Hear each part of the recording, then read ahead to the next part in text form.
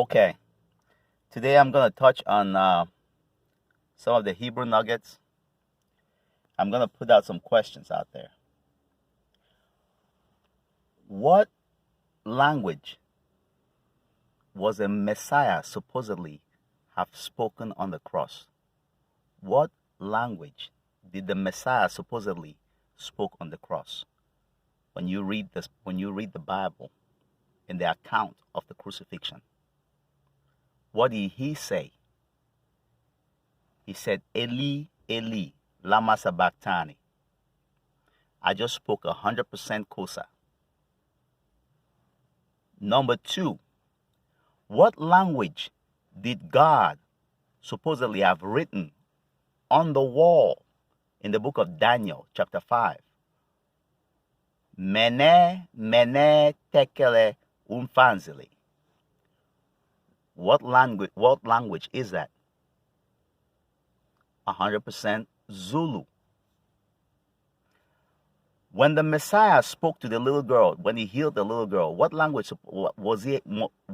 did he speak when he spoke to her? He said, Tabitha, kumi. Let me segue into that. The Gula Geechee community in America has been given official credit for having composed the song, for having authored the song, Kumbaya. Kumbaya, my Lord, Kumbaya. The Gula Geechee community in South Carolina have been given 100% credit to have authored that song. So my question to you is, Kumi. Like he said, the Messiah said, Tabitha, Kumi. What language was that? So the people that speak that language are the same people that were brought here on the shores of America. Kumi. What language is that? That is a Bantu language. Till today, till tomorrow, forever. So now my contention is, how come if the Messiah spoke Bantu, a Bantu language, if the Most High was sending messages to the community, was sending messages and that Daniel interpreted was in a Bantu language, how come we made him to be European? You see, this is misunderstanding. This is also misinformation. Because our people have been in slavery for so long, we're still in slavery. We don't even know it. Most of our people don't know they're still in slavery. What is colonialism? And this thing we talk about France running the African side. It's been like that forever. People are in slavery, but we just don't know it. So we're learning, the learning that we learn in our schools is given to us. So we don't think outside the box. We need to think outside the box. The Messiah was not speaking English. Neither was he speaking a European language. The Messiah was a Bantu person. It's no a coincidence that even the Bible describes him as having woolly hair like wool. Europeans don't have hair like wool. You see, his feet like burnt brass. That's Revelation. Dark. He was a dark-skinned man. He was a black man, a Bantu man. Okay, so let's segue. Let's jump up from there. Geography. What's the capital of Cameroon? Yaoundé. Yaoundé. If my people who are called by my name, Kenya, Tanzania, Zambia, Azania. A lot of sub-Saharan Africa is full of names either beginning with Ya or ending with Ya.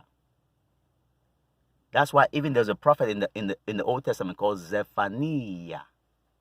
So when you see those words ending with IAH, it's the name of Ya.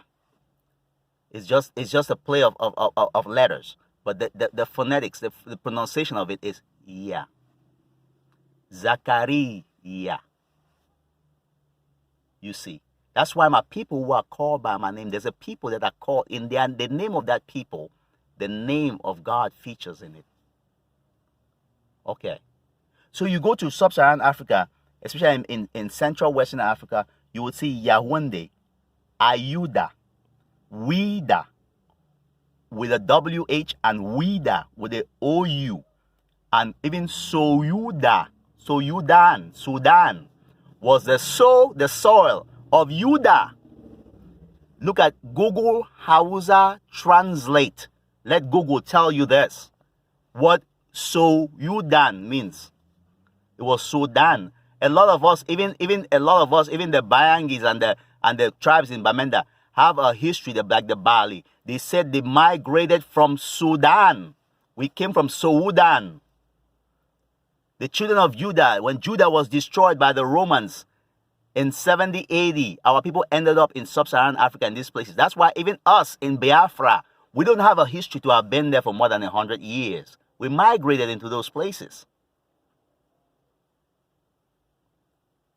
So like in my personal family, I have accounts of my people running away into inland, escaping the slave raiders.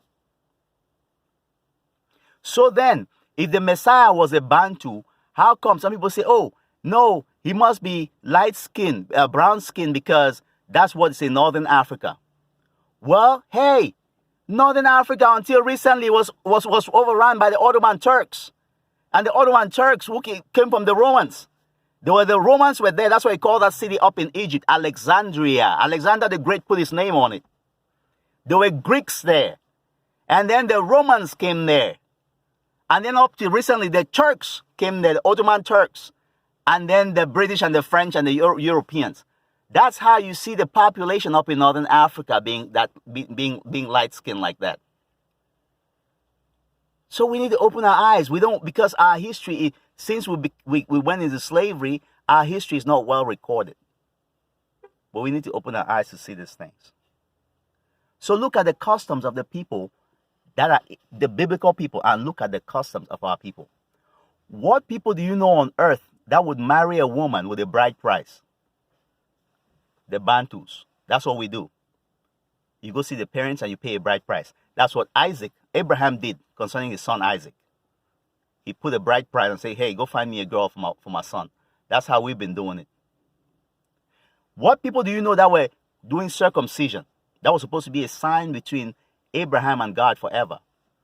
Well, a lot of nations have copied us, but we when the Europeans came, we were doing circumcision. What people do you know that pour a drink offering?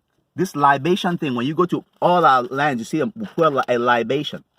That is a perversion of the drink offering unto the Lord in the Old Testament. This is a custom of the Bantu people. This is a custom of a specific group of people in Africa. This is a custom of the children of Judah and the children of Israel.